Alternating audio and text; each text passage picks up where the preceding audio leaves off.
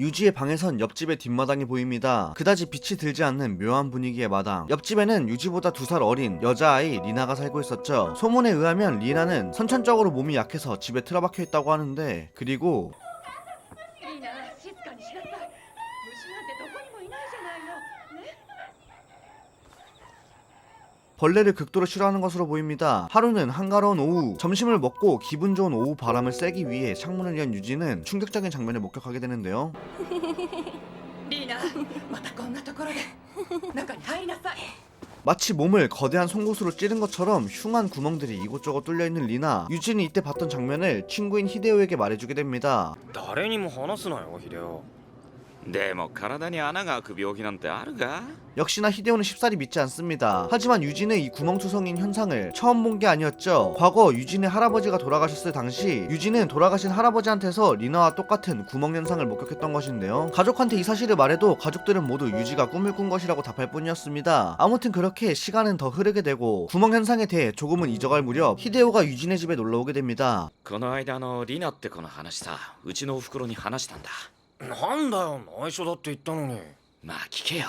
유지의 방에 들어오자마자 리나의 이야기를 꺼내는 히데오. 히데오는 자신의 어머니가 리나를 알고 있었다고 말하는데요. 히데오의 어머니는 과거 간호사 일을 했었는데 리나가 태어날 때 그 자리에 있었습니다. 히데오 어머니의 말에 따르면 리나는 태어났을 때 울지도 않았고 숨도 쉬지 않았었다고 하는데요. 당장 목숨을 잃어도 이상하지 않은 상황. 하지만 리나는 그 상태로 2, 3일을 살아있었다고 합니다. 그리고 2、3日すると体中にポツポツ穴が開き始めた。お袋が言うにはどうやらその穴から息をしていたらしい。 그런 어머니의 경험담을 전하는 히데오는 어머니가 그런 농담하는 게 악취미지 않냐면서 그냥 웃어넘겼죠. 그렇게 이런저런 이야기를 나누는 둘, 히데오는 유지의 방에 있는 책장에서 일기를 발견하게 됩니다. 이 방은 유진의 할아버지가 돌아가시기 전에 쓰던 방이었기 때문에 아직 할아버지의 일기가 남아있었던 것인데요. 구멍 현상이라던가 이것저것 할아버지의 죽음에 대해 의문점이 많았던 유지이기에 호기심을 참지 못하고 히데오와 함께 일기를 읽어내려가기 시작하죠. なんだこの絵。今日珍しいものを手に入れた。 深緑色の翡翠の蝶番だ。 9월 13일 하루 종일 조각을 쳐다보면서 하루를 보냈다. 9월 23일 한기가 멈추질 않는다. 너무 추운 한기. 피부에 뚫린 구멍은 무엇일까? 9월 25일 오후가 되자 부탁하지도 않은 의사가 와서 주사를 놓고 갔다. 9월 27일 믿을 수 없다. 온몸에 구멍이 나 있다. 이 구멍을 통해 몸 내부로 바람이 들어오는 것 같다. 9월 29일 벌레가 창문에서 우글우글 날아 들어온다. 조각하고 똑같이 생긴 벌레다. 구멍에 벌레가 들어간 것 같다. 몸속을 벌레가 휘젓고 다닌다. 10월 1일 체력은 떨어지고 구멍은 늘어났다. 저주다. 이건 분명 조각의 저주다. 이걸 가진 자는 저주를 받는 것이다. 마지막 힘을 짜내서 조각을 마당으로 집어 던졌다.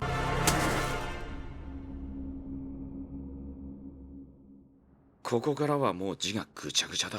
지금은 당장 믿을 수 없는 충격적인 내용이 담겨있는 할아버지의 일기. 이 일기를 본 유지는 자신이 과거에 본 할아버지의 몸에 뚫린 구멍이 꿈이나 환각이 아니었다는 확신을 하게 됩니다. 분명히 조각의 저주는 옆집 리나에게로 옮겨진 것이겠죠. 그렇게 히데오는 믿을 수 없다는 말을 내뱉고 유지는 창문으로 다가가 옆집을 살펴봅니다. あれがリナって子か？ 마침 유지와 눈이 마주친 리나. 그러자 리나는 갑자기 기분 나쁜 웃음소리를 내며 어느 한 곳을 가리킵니다. 리나가 가리킨 곳은 풀이 무성하게 자라있는 마당, 그리고 그 마당에서 의사가 튀어나오는데요. 어딘가 꺼림칙한 분위기를 풍기고 있는 의사. 할아버지의 일기에도 정체를 알 수 없는 의사가 언급되어 있었죠. 유지는 느낌적으로 저 의사가 할아버지에게 약을 투여한 그 의사와 동일한 사람이라고 생각하게 됩니다. 그렇게 시간이 얼마나 더 흘렀을까? 유지가 사는 동네에 강력한 태풍이 몰아치기 시작합니다. 바람은 나무를 흔들고 비는 세차게 창문을 두들겼죠. 그리고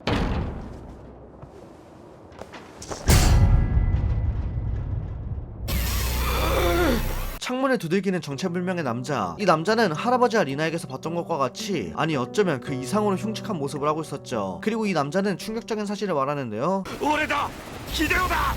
寒い。 네, 이 남자는 바로 유지의 친구 히데오였죠. 히데오는 그날 리나가 가르친 곳을 기억해내 호기심을 참지 못하고 오그로 된 조각을 찾게 되어버립니다. 저주가 있을 리가 없다고 생각하며 오그로 된 조각을 들고 왔지만 翡翠は貴重な石なんだ。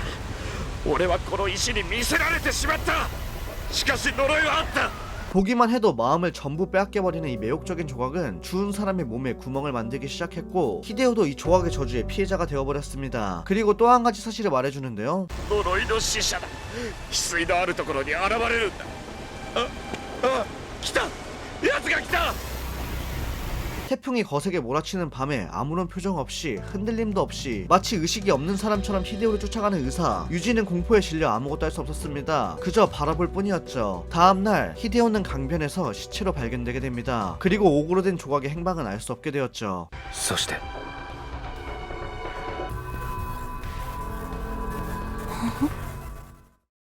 다음 소개시켜드릴 이야기는 어느 인형사 집안에서 태어난 하루이코의 이야기입니다. 가난한 떠돌이 인형사의 집에서 태어난 하루이코는 인형극 공연을 하면서 이곳저곳을 떠도는 생활을 하는 환경에서 자라왔는데요. 집도 따로 없고 트럭에서 인형들과 함께 여동생과 형과 함께 잠들었죠. 공연이 끝나면 다음 마을로 이동하는 시기였기 때문에 친구들도 제대로 사귈 수 없었던 하루이코. 하루이코의 형은 이런 환경에 대해 큰 불만을 가지고 있었습니다. 형은 항상 하루이코에게 버릇처럼 말하는 것이 있었죠. 우리는 인형에게 조종당하고 있어. 얼마 가지 않아 형은 집을 나가게 되고 반년 후 하루이코의 아버지는 병으로 인해 세상을 뜨게 됩니다. 그렇게 한참의 시간이 흐르고 여동생과 함께 어찌어찌 생활이 이어가고 있는 하루이코. 어느 날 집으로 한 편지가 도착하게 됩니다. 兄貴からだ。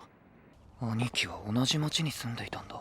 집을 나갔던 형에게서 도착한 편지였죠. 몇 년이나 형을 보지 못했기 때문에 하루이코는 편지에 적힌 주소로 가보기로 하는데요. 도착한 형의 집은 마치 거대한 저택 같은 모습을 하고 있었죠. 그리고 문 앞에는 ジャンピエール。 인형극을 하던 시절 형이 가지고 있었던 인형 장피엘이 둘을 맞이해줍니다. 이 집은 굉장히 기이했죠. 마치 모든 것이 인형극을 위해 만들어진 것처럼 천장에 뚫린 구멍으로부터 실이 내려와 있었는데요. 그리고 이어지는 충격적인 장면. ようこそ。しばらくぶりだね。会いたかった。 형은 마치 인형극의 인형처럼 실에 매달려 두 사람 앞에 나타났죠. 형에게는 아내와 아들까지 있었는데요. 이 기괴한 상황에 크게 당황하는 하루이코. 우선 식사를 하기 위해 식탁에 앉아보는데 あれは今日のために作らせた等身大のバレリーナの人形だよ。おやおや、あやおまで踊り出したわ。 형의 아들은 실에 매달려 잠든 채 춤을 추기 시작하고 온몸에 소름이 돋습니다. 하지만 하루이코의 여동생은 발레하는 인형들이 예뻐 보였는지 자신도 실에 매달려 발레를 해보고 싶다고 말하는데요. 私もお姉さんやあやおちゃんみたいに操ってよ。夏美何を言い出すんだ。まあいいじゃないか。 그렇게 여동생도 실에 매달려 夏美はすっかりここの生活に馴染んだようだ。そうよ、私は一流のバレリーナなんだから。 기괴한 춤을 추기 시작하죠. 하루이코의 형은 자신이 고용한 고용인들이 실을 잡고 조종을 하는 것이니 걱정 말라고 말하는데 인형사는 인형을 조종하고 있다고 생각해도 사실은 인형에게 조종당하고 있는 거라면서 인형이야말로 진정한 인형사라며 알 수 없는 말을 내뱉습니다. 하루이코는 이 상황에 화가 치밀어 올라 여동생에게 얼른 실을 끊고 내려오라고 말하지만 嫌よ、帰るんならお兄ちゃん一人で帰って。私このままずっとここにいるから。 여동생을 말리는 건 더 이상 불가능했죠. 하루이코는 우선 생각을 정리하기 위해 방에 들어가서 혼자만의 시간을 가져보려고 합니다. 하지만 인형들은 그런 하루이코를 가만히 두지 않았고 하루이코를 공격하기 시작하는 인형들. 하루이코는 급하게 거실로 도망치는데 그곳에는 충격적인 장면들이 펼쳐지고 있었습니다. 자신의 의지를 넘어서 마음대로 움직이기 시작한 실들. これは人形。 형과 형의 가족은 이미 인형으로 변해 있었죠. 오랫동안 조종당해왔기 때문에 진짜 인형이 되어버린 것일까? 아니면 처음부터 인형이었던 것일까? 이것은 기괴한 동화책. 오늘 소개시켜드릴 애니메이션은 이토준지 컬렉션입니다.